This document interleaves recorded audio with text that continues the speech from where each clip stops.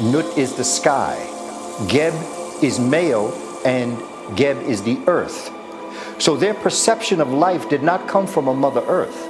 It came from a father earth and a mother sky, because that is where light and heat energy comes from, that comes down to our planet and creates the organic life. And then Nut and Geb give birth to Asar, Aset, Nebetet, Seton. Asar is the original father. Aset is determination and the original mother. Nebetet is the oracle reader, the one that can see things that others cannot see. And Seton are the forces that destroy. Seton, where we get the word Satan from, is not a bad thing. It's just what exists as a destroyer. And we know in life that sometimes in order to construct, you must destruct. So there is a time for the destroyer, but the destroyer must come at a time when he is needed.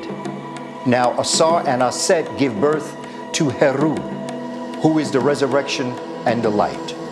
So the Shabaka stone takes us through a dynamic process of coming into being that is called Kepra, represented by the dung beetle. And the dung beetle represents this process of coming. And this story then leads to an understanding of the science of what we're talking about.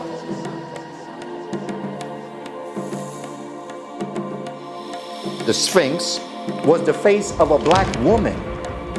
The Sphinx is not a man. It's the face of a woman and the body of a lioness, because they believe that the year that it was born, created 10,000 years ago, before the pyramids.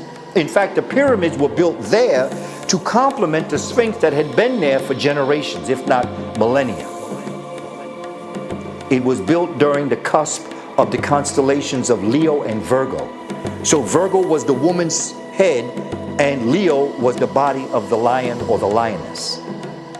And so we know that the pyramids were astronomically inclined. We know that one of the functions was to trace the constellations. We know that the 3 pyramids that exist right now actually are in direct relationship to the 3 stars in Orion's belt.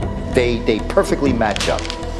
So we know that it was done for astronomical reasons. We know that every entrance to those 3 pyramids, Khufu, Khafra, Menkaure, father, son, grandson, are all on the north side of the pyramid.